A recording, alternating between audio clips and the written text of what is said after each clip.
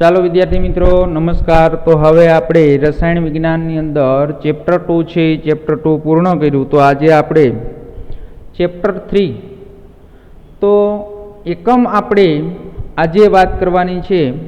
તો એકમની આપણે વાત કરીએ તો ત્રીજું ચેપ્ટરનું નામ છે તત્વોનું વર્ગીકરણ અને ગુણધર્મમાં આવર્તિતા। તો આ પણ ચેપ્ટર આપણે ખૂબ જ જરૂરી છે અને સાથે સાથે આ ચેપ્ટરનો ઉપયોગ પણ ઘણી જગ્યાએ આવશે। એકદમ થિયરિટિકલ ચેપ્ટર છે। આ ચેપ્ટરની અંદર આપણે સૌ પ્રથમ એના તત્વોનું વર્ગીકરણ છે એનો અભ્યાસ કરશું અને ત્યાર પછી તત્વોના જે ગુણધર્મમાં આવર્તિતા એનો છે એ અભ્યાસ કરશું। તો વિદ્યાર્થી મિત્રો આ ચેપ્ટર એકદમ છે થિયરિટિકલ ચેપ્ટર છે, પણ આ ચેપ્ટરનો ઉપયોગ છે એ આગળ ઘણી જગ્યાએ છે એ ઘણી જગ્યાએ ઉપયોગ થશે। તો આ ચેપ્ટર પણ વ્યવસ્થિત રીતે આપણે તૈયાર કરશું। તો હવે આપણે આ ચેપ્ટરની અંદર પ્રાથમિક માહિતી પ્રસ્તાવના છે તો એ પ્રસ્તાવનાની વાત કરીએ। તો એની અંદર પ્રસ્તાવના જે આપણે સમજવી છે તો એની અંદર પ્રસ્તાવનામાં આપણે જોઈએ તો તમને ખબર પડે કે ભાઈ આવૃત કોષ્ટક છે તો એ આવૃત કોષ્ટકની આપણે આ ચેપ્ટરમાં છે એ ચેપ્ટરમાં વાત કરવાની છે। આવૃત કોષ્ટક તો આવૃત કોષ્ટકની અંદર આપણે સમજવાનું છે। તો હવે આપણે સૌ પ્રથમ વાત કરીએ તો એની અંદર આ એકમમાં આપણે હાલમાં જે આવૃત કોષ્ટક અસ્તિત્વમાં છે તેનો ઐતિહાસિક વિકાસ અને આધુનિક આવર્ત નિયમનો અભ્યાસ કરશું। તો વિદ્યાર્થી મિત્રો અત્યારે જે હાલમાં આપણે આવૃત કોષ્ટક છે જેનો અભ્યાસ આપણે કરી રહ્યા છીએ તે આવૃત કોષ્ટક છે તો તે આવૃત કોષ્ટકનો ઐતિહાસિક વિકાસ કેવી રીતે થયો તે અને એનો આધુનિક આવર્ત નિયમનો આપણે અભ્યાસ કરવાનો છે। તો આવર્તી વર્ગીકરણ પરમાણુની ઇલેક્ટ્રોનીય રચનાને તાર્કિક ફલશ્રુતિને કેવી રીતે અનુસરે છે તે પણ આપણે શીખીશું અને અંતમાં આપણે તત્વોના ભૌતિક અને રાસાયણિક ગુણધર્મોમાં કેટલાક આવર્તી વલણો છે એને પણ આપણે છે ચેપ્ટરના અંતમાં છે એ તપાસીશું। તો આપણે ગયા ચેપ્ટર છે એની અંદર પણ મેં હમણાં જ ગયા લેક્ચરની અંદર તમને વાત કરી હતી કે વિદ્યાર્થી મિત્રો આપણે જે ઇલેક્ટ્રોનીય રચના છે તો એ ઇલેક્ટ્રોનીય રચનાની વાત જે એના ઉપરથી વર્ગીકરણ કરી શકાય, એના ગુણધર્મ છે એની સામ્યતા સરખાવી શકાય। તો એ બધું જ છે એની ઇલેક્ટ્રોનીય રચના ઉપર આધાર રાખે છે। હવે આપણો પહેલો ક્વેશ્ચન છે તો ક્વેશ્ચન નંબર આપણો 1 આની અંદર હું સાથે સાથે તમને PDF ફાઇલ પણ મોકલતો જઈશ કે તમારે તમારી જે બુક બનાવો છો એ બુકની અંદર કેવી રીતે ક્વેશ્ચન આન્સર લખવા એ પણ હું તમને સાથે સાથે છે એ PDF મોકલતો જઈશ એટલે તમને ખબર પડે। હાલો આપણને તત્વોના વર્ગીકરણની આવશ્યકતા શા માટે જરૂરી જણાય? તો બધાને ખબર છે કે ભાઈ કોઈ પણ મોટો સમૂહ હોય તો આપણે એનું શું કરવું પડે? તો આપણે એનું વર્ગીકરણ છે એ વર્ગીકરણ કરવું પડે। તો ધારો કે આપણા ક્લાસરૂમની અંદર જ વાત કરું, તત્વની પછી વાત કરીએ કે આપણા ક્લાસરૂમની અંદર છે એ 100 જેટલા વિદ્યાર્થીઓ બેઠા હોય તો એમાંથી જે વિદ્યાર્થીઓ છે એની અંદર ધારો કે કોઈ પણ પરીક્ષા લેવાય અને એ પરીક્ષાના જે માર્ક્સ હોય તો એ આપણે માર્ક્સનો જો અભ્યાસ કરવો હોય તો એની અંદર 70% કરતાં કેટલા વિદ્યાર્થીઓ ઉપર આવ્યા, 80% કરતાં કેટલા વિદ્યાર્થીઓ ઉપર આવ્યા, 90 અને 80 થી 90ની વચ્ચે કેટલા આવ્યા। તો જો આપણે એનું વર્ગીકરણ કરી નાખીએ તો આપણે સરળતાથી છે એ સરળતાથી શું થશે કે ભાઈ એનો અભ્યાસ કરી શકાશે। પણ જો 100 જેટલા વિદ્યાર્થીઓ ક્લાસમાં બેઠા દરેકને આપણે છે એ પૂછવા જઈએ કે ભાઈ તારે કેટલા ટકા આવ્યા, તારે કેટલા ટકા આવ્યા, તો એ આપણે એનો અભ્યાસ કરવો છે એ થોડોક કેવો બનશે? મુશ્કેલી જણાશે। તો એની અંદર પહેલો જ ક્વેશ્ચન છે કે આપણને તત્વોના વર્ગીકરણની આવશ્યકતા શા માટે જરૂરી જણાય? તો બધાને ખબર છે કે ભાઈ વર્ગીકરણ કરીએ તો આપણે એના સરળતાથી છે એ શું કરી શકાય? ગુણધર્મ છે એ ગુણધર્મ છે એ જોઈ શકાય અને વ્યક્તિગત છે જો સમૂહ છે એ વધારે હોય, અસંખ્ય પરમાણુ હોય તો આપણે એના વ્યક્તિગત છે એ અભ્યાસ કરવો ઘણો બધો મુશ્કેલી થાય। એટલા માટે આપણે જો એનું વર્ગીકરણ કરી નાખીએ તો એની અંદર છે આપણે એનો અભ્યાસ કરવો છે એ કેવો થઈ જાય? સરળ. હાલો તો પહેલા ક્વેશ્ચનની વાત કરીએ આપણે કે આપણે જાણીએ છીએ કે બધા જ પ્રકારના દ્રવ્યનો પાયાનો એકમ કોણ છે? તત્વ. તો પાયાનો એકમ છે દ્રવ્યનો જે પાયાનો એકમ છે એ કોણ છે? તત્વ. તો એની અંદર વર્ષ આપણે 1800માં માત્ર કેટલા તત્વ હતા? 31 તત્વો જ જાણીતા હતા અને વર્ષ 1865માં જાણીતા તત્વોની સંખ્યા બમણાથી વધારે એટલે કેટલી થઈ ગઈ? 63 જેટલી થઈ. અને હાલમાં આપણે કેટલા તત્વો છે? 114 તત્વો જાણીતા છે અને તે પૈકીના તાજેતરમાં શોધાયેલા માનવ નિર્મિત પણ છે. તો એની અંદર કે ભાઈ 1800ની અંદર ઈસવીસન માત્ર 31 તત્વ જ હતા એટલે આપણે છે એનું શું કરી શકાય? વર્ગીકરણ કરવાની બહુ એટલી બધી આવશ્યકતા નહોતી. ત્યાર પછી 1865માં તત્વોની સંખ્યા થઈ ગઈ 63 અને હાલની અંદર આપણે તત્વોની સંખ્યા છે 114 તત્વ જાણીતા છે અને તે પૈકીના અમુક તત્વ એવા છે કુદરતી રીતે નથી મળેલા પણ આપણે પ્રયોગશાળાની અંદર શું કર્યું છે? બનાવેલા છે. માનવ નિર્મિત છે. માનવ નિર્મિત એટલે કે આપણે પ્રયોગશાળાની અંદર નિર્માણ કરેલું છે. તો નવા તત્વોના સંશ્લેષણ, હજી આપણે નવા તત્વોના સંશ્લેષણના પણ પ્રયત્નો ચાલુ છે. કદાચ તમને બધાને ખબર હશે કે આ ટેક્સ્ટબુક પ્રમાણે આપણે 114 તત્વ કહીએ પણ અત્યારે તત્વ કેટલા છે? તો અત્યારે હાલના સમયની અંદર એટલે કે અત્યારે 118 તત્વ છે. એટલે કહેવાનું આપણી ટેક્સ્ટબુક પ્રમાણે કહો તો 114 તત્વ જ છે પણ 4 તત્વ છે એ નવું સંશોધન થઈ ગયું છે અને નવા આવૃત્ત કોષ્ટકની અંદર છે એ એડ પણ કરી દીધા છે. તો હાલમાં 118 તત્વ જેટલા છે પણ આપણે લખવાના છે એ કેટલા છે? 114 તત્વ છે. તો તત્વોની સંખ્યા વધુ હોવાથી આ બધા જ તત્વોનો વ્યક્તિગત અને તેમના અસંખ્ય સંયોજનોના વ્યક્તિગત છે એ રાસાયણિક ગુણધર્મનો અભ્યાસ ઘણો કેવો બનશે? મુશ્કેલ બનશે. તો આ સમસ્યાનું નિરાકરણ કરવા વૈજ્ઞાનિકોએ પદ્ધતિસરનો માર્ગ શોધી અને તત્વોનું શું કર્યું? વર્ગીકરણ કર્યું. તો આ વર્ગીકરણ માત્ર તત્વોના છે. તો આ વર્ગીકરણ છે એ વર્ગીકરણ માત્ર તત્વોના, તો માત્ર તત્વોના પદ્ધતિસરનો જે માર્ગ શોધી તત્વોનું વર્ગીકરણ કર્યું તો આ વર્ગીકરણ માત્ર તત્વોના જાણીતા રાસાયણિક જ સત્યો જ નહીં પણ આગળ અભ્યાસ માટે નવા તત્વોની પણ આગાહી કરવા માટે તર્કસંગત દલીલો પણ પૂરી પાડેલી છે. તો વિદ્યાર્થી મિત્રો એની અંદર જે આ વર્ગીકરણ કર્યું તો એ વર્ગીકરણથી બીજો પણ એક મોટો ફાયદો છે. ખાલી વર્ગીકરણ કરી અને એના રાસાયણિક ગુણધર્મો જ નહીં પણ એની નવા તત્વોનું જે હજી સંશોધન બાકી છે કે હજી વણ શોધાયેલા તત્વ છે તો એ તત્વની પણ આગાહી કરવા માટે છે એ આ વર્ગીકરણ છે એ ઉપયોગી છે. એ જ્યારે આપણે આગળ એક ટોપિક આવશે ત્યારે એ ટોપિકની અંદર હું તમને સમજાવીશ. હાલો હવે આવર્તી વર્ગીકરણ છે તો આપણે આવર્તી વર્ગીકરણની પહેલો ક્વેશ્ચન છે એ પહેલો ક્વેશ્ચન અહીંયા પૂરો થઈ ગયો. એટલું જ લખવાનું છે તમારે એની અંદર. હવે આપણે આવર્તી વલણ છે તો એના વર્ગીકરણની ઉત્પત્તિ છે એનો અભ્યાસ કરવાનો છે. તો એની અંદર 3.2 આવર્તી વર્ગીકરણની ઉત્પત્તિ. તો આવર્તી વર્ગીકરણની ઉત્પત્તિની અંદર કે ભાઈ આપણે આવૃત્ત કોષ્ટકનો છે એ શું ભણવાનો છે? તો આવૃત્ત કોષ્ટકનો આપણે ઇતિહાસ ભણવાનો છે. તો એ આવૃત્ત કોષ્ટકનો જે ઇતિહાસ છે તો એની અંદર સૌ પ્રથમ વૈજ્ઞાનિકોએ કેવી રીતે એનું વર્ગીકરણ છે એ કર્યું અને હાલના સમયની અંદર આપણે કેવી રીતે એનું વર્ગીકરણ કરી અને એ વર્તમાન સ્વરૂપની અંદર જે આવૃત્ત કોષ્ટકનો ઉપયોગ કરીએ છીએ ત્યાં સુધીનો આપણે છે એ શું કરવાનો છે? ઇતિહાસ છે એ ઇતિહાસ આપણે ભણવાનો છે. તો એની અંદર તત્વોનું સમૂહમાં વર્ગીકરણ, આવર્ત નિયમોના અને આવૃત્ત કોષ્ટકનો વિકાસ ઘણા વૈજ્ઞાનિકોના અવલોકનો અને પ્રયોગમાંથી મેળવેલા તેમના જ્ઞાનનું પરિણામ છે. તો સૌ પ્રથમ 1800ના શરૂઆતના દશકામાં એટલે ઈસવીસન 1800ના છે શરૂઆતના દશકામાં જર્મન રસાયણ વૈજ્ઞાનિક જ્હોન ડોબનરે તત્વોના ગુણધર્મનો છે ગુણધર્મના વલણો વિશે વિચાર્યું અને તેમણે 1829 સુધીમાં 3 તત્વોવાળા કેટલાક સમૂહ ત્રિપુટીના છે એ ભૌતિક અને રાસાયણિક ગુણધર્મ છે એમાં સામ્યતા નોંધી.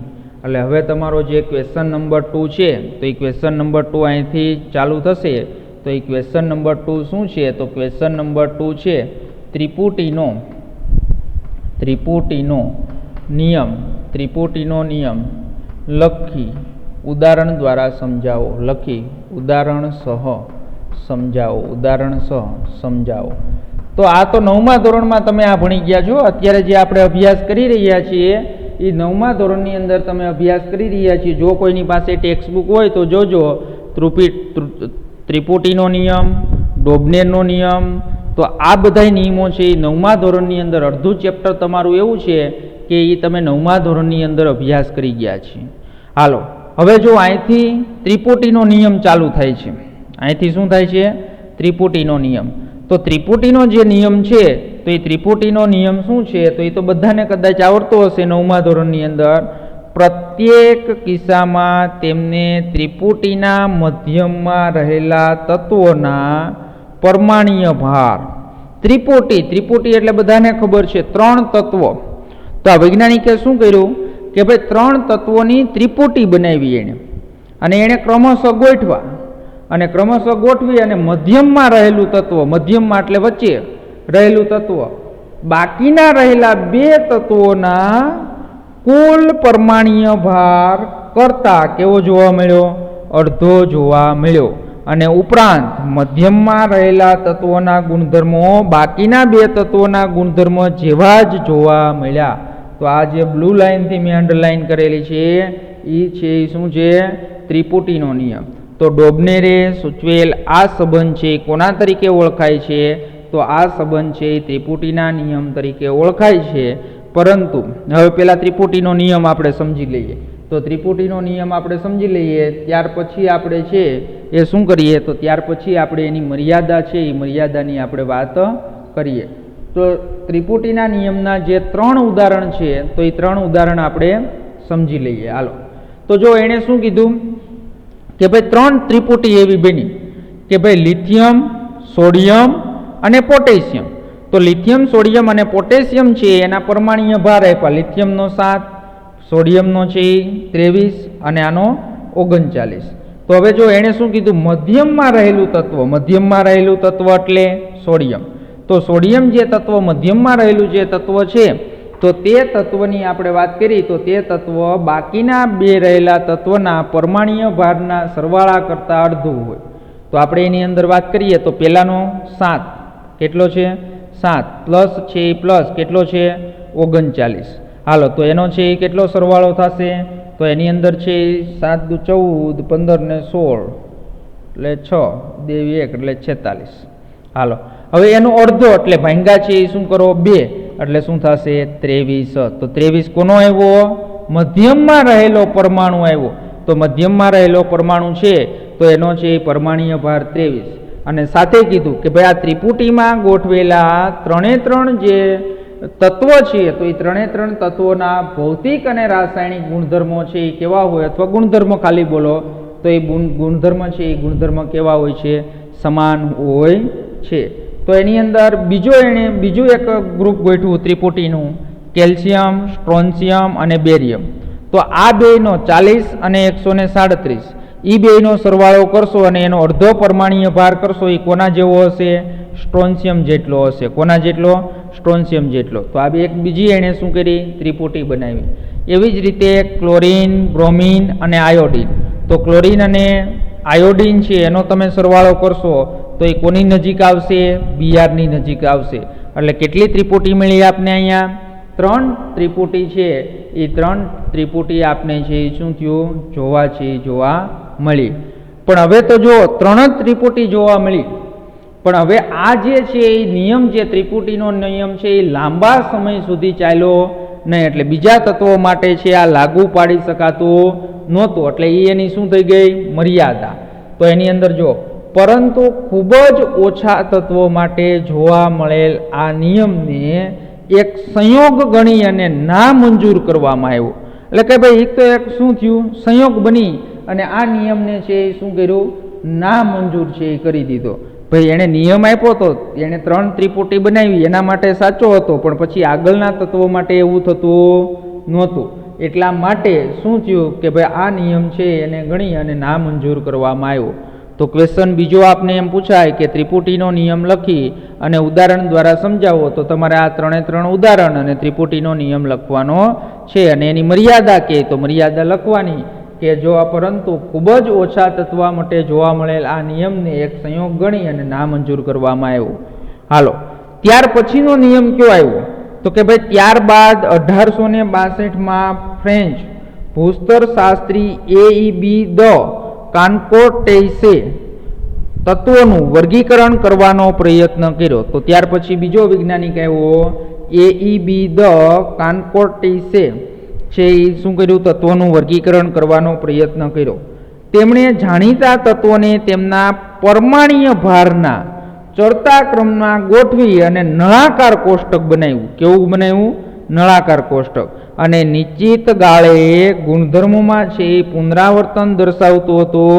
આ પણ કોઈનું વધારે છે એ વધારે ધ્યાન ખેંચી શક્યું નહીં. તો આ જે વૈજ્ઞાનિકે છે એ આપને વાત કરી, તો એ વૈજ્ઞાનિકે વધારે છે એ વધારે કોઈનું એનું ધ્યાન છે એ ખેંચાઈ શક્યું નહીં. એટલે એ કાંઈ એટલો બધો છે એ જે નિયમ હતો કે ભાઈ એણે નળાકાર કોષ્ટક બનાવ્યું અને પરમાણ્વીય ભારના ચડતા ક્રમમાં ગોઠવું, પણ એની અંદર છે એ વધારે કોઈ વૈજ્ઞાનિકોનું ધ્યાન ખેંચાઈ શક્યું નહીં. એટલે એની વાત આપણે કાંઈ કરવાની નથી. હાલો, ત્યાર પછીનો ક્વેશ્ચન નંબર આવ્યો 3.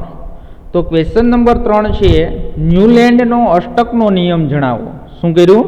ન્યૂલેન્ડનો અષ્ટકનો નિયમ સમજાવો. તો ત્યાર પછીનો ક્વેશ્ચન છે ન્યૂલેન્ડનો અષ્ટકનો નિયમ સમજાવો. હાલો, તો 1865માં અંગ્રેજ રસાયણ વૈજ્ઞાનિક જ્હોન એલેક્ઝાન્ડર ન્યૂલેન્ડે અષ્ટકનો નિયમ છે એ અષ્ટકનો નિયમ રજૂ કર્યો અને તેમણે તત્વોને છે પરમાણ્વીય ભારના ચડતા ક્રમમાં ગોઠવ્યા. પરમાણ્વીય ભારના કેવા ક્રમની અંદર ગોઠવ્યા? ચડતા ક્રમની અંદર ગોઠવ્યા. અને તેણે નોંધ્યું કે પ્રત્યેક 8મા તત્વના ગુણધર્મ પ્રથમ તત્વના ગુણધર્મને મળતા આવે છે. આ નિયમ છે. આ ન્યૂલેન્ડનો એટલો શું થયો? નિયમ. શું થશે નિયમ ન્યૂલેન્ડનો? તેમણે તત્વોને પરમાણ્વીય ભારના ચડતા ક્રમમાં ગોઠવ્યા અને નોંધ્યું કે પ્રત્યેક 8મા તત્વના ગુણધર્મો પ્રથમ તત્વના ગુણધર્મને મળતા આવે છે. તો આ સંબંધ કોષ્ટક હમણાં એ સમજાવું તમને. આ સંબંધ એવા પ્રકારનો હતો જેમ કે સંગીતના સૂરના અષ્ટકમાં પ્રત્યેક 8મો સૂર છે એ પ્રથમ સૂર જેવો જ હોય છે. તો બધાને ખબર છે કે ભાઈ સંગીતના સૂર હોય સારે ગમ પદ ની સા, વળી પાછો ક્યાંથી ચાલુ થાય? સારે ગમ પદ ની સા. તો એની અંદર પહેલો જે સૂર છે સંગીતનો સૂર એ વળી પાછો પ્રત્યેક છે કોના? 8મા સૂર સાથે જેવો જ હોય છે. તો આની અંદર પણ છે એ આપણે ન્યૂલેન્ડ નામના વૈજ્ઞાનિકે પણ એવું જ કીધું કે જે પ્રથમ ક્રમ છે, પ્રથમ તત્વ છે એ પ્રત્યેક 8મા તત્વ છે. તો એ 8મા તત્વ છે એ તત્વ સાથે છે એ તત્વના ગુણધર્મને મળતા આવે છે. તો ન્યૂલેન્ડનો આ અષ્ટકનો નિયમ ક્યાં સુધી? આ એની મર્યાદા આવી ગઈ. અહીંયા શું આવી ગયું? એની મર્યાદા. તો એની મર્યાદા શું છે કે ભાઈ ન્યૂલેન્ડનો આ અષ્ટક નિયમ છે કેલ્શિયમ તત્વ સુધી જ છે શું થયું? સાચો માલુમ પડ્યો. જો કે તે સમયે તેનો આ ખ્યાલ વ્યાપક અને સ્વીકાર્ય નહોતો જ બન્યો, પરંતુ 1887માં તેને આ કાર્ય માટે રોયલ સોસાયટી લંડન દ્વારા ડેવી ચંદ્રક એનાયત કરવામાં આવ્યું હતું. તો એની અંદર આ એની શું થઈ ગઈ? મર્યાદા. તો પહેલાં આપણે છે હું તમને આ નિયમ સમજાવી દઉં કે ભાઈ અષ્ટકનો નિયમ છે એનું કોષ્ટક પણ આપને આપેલું છે. આ ન્યૂલેન્ડનો છે ન્યૂલેન્ડનો અષ્ટકના નિયમનું કોષ્ટક છે. હવે જો એણે શું કીધું કે ભાઈ પ્રથમ તત્વ છે, પહેલાં તો તત્વને છે એ કેવી રીતે ગોઠવા? પરમાણ્વીય ભારના ચડતા ક્રમની અંદર ગોઠવા. અને વળી પાછો એણે ગોઠવણી કેવી રીતે કરી? તો કે ભાઈ ગોઠવણી એણે એવી રીતે કરી કે ભાઈ પહેલું તત્વ છે એ 8મા તત્વ સાથે એના ગુણધર્મ છે એમાં શું જોવા મળશે? સામ્યતા જોવા મળશે. તો એની અંદર આપણે જો કે ભાઈ પહેલું તત્વ છે લિથિયમ, તો લિથિયમ છે એનો પરમાણ્વીય ક્રમાંક 7, beryllium, boron, carbon, nitrogen, oxygen અને ફ્લોરિન બધાના જો આ પરમાણ્વીય ભાર આપ્યા છે, પરમાણ્વીય ભાર ચડતા ક્રમની અંદર જ છે. હવે આ પહેલું તત્વ છે, તો આ બીજું, આ ત્રીજું, આ ચોથું, આ 5, આ 6, આ 7. હવે 8મું તત્વ કોણ આવ્યું? તો કે ભાઈ 8મું તત્વ સોડિયમ આવ્યું. તો લિથિયમના જેવા ગુણધર્મ છે એવા જ ગુણધર્મ કોના છે? સોડિયમના છે. વળી પાછા એણે શું કર્યા? તો વળી પાછા છે 8 તત્વ ગોઠવા. તો 8મું તત્વ વળી પાછું કોણ આવ્યું? પોટેશિયમ. તો લિથિયમના જેવા ગુણધર્મ હતા એવા જ સોડિયમના છે, ને એવા જ છે એ શું થયા?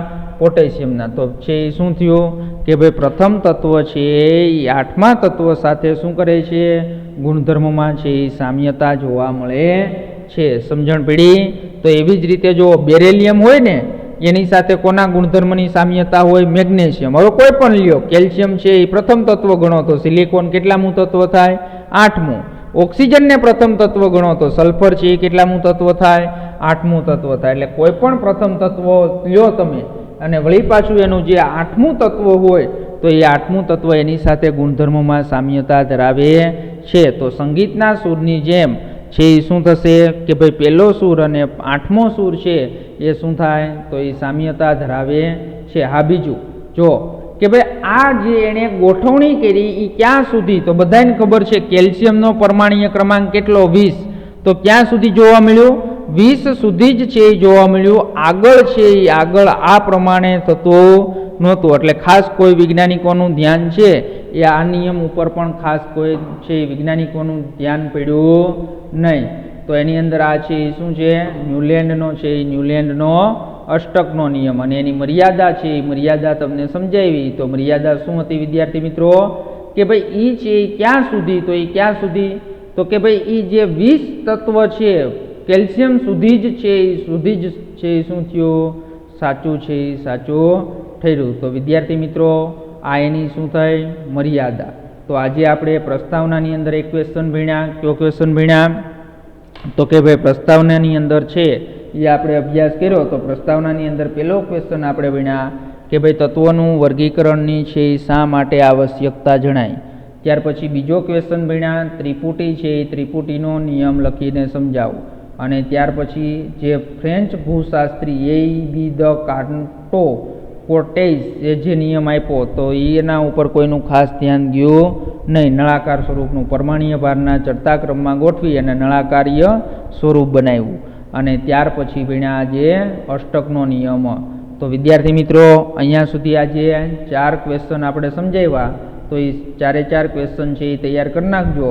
એટલે આગળ આવતા લેક્ચરની અંદર છે એ આવતા લેક્ચરની અંદર અહીંથી આગળ આપણે જે હવે દિમિત્રી મેન્ડેલિફ નામના વૈજ્ઞાનિકે જે આપણે રસાયણ વિજ્ઞાનની અંદર એનો મોટામાં મોટો ફાળો આવૃત કોષ્ટકની અંદર છે. 2 વૈજ્ઞાનિકો દિમિત્રી મેન્ડેલિફ અને લોથર મેયર નામના વૈજ્ઞાનિકે જે આવૃત કોષ્ટક આપ્યું અને જે આપણે હાલમાં ઉપયોગ કરી રહ્યા છીએ તે આવૃત કોષ્ટક છે. અને એને આવૃત કોષ્ટક છે તો એ આધુનિક આવૃત કોષ્ટક અને આવૃત કોષ્ટકની આપણે આવતા લેક્ચરની અંદર છે એ વાત કરશું. તો અહીં સુધી કમ્પ્લીટ તૈયાર કરી નાખજો.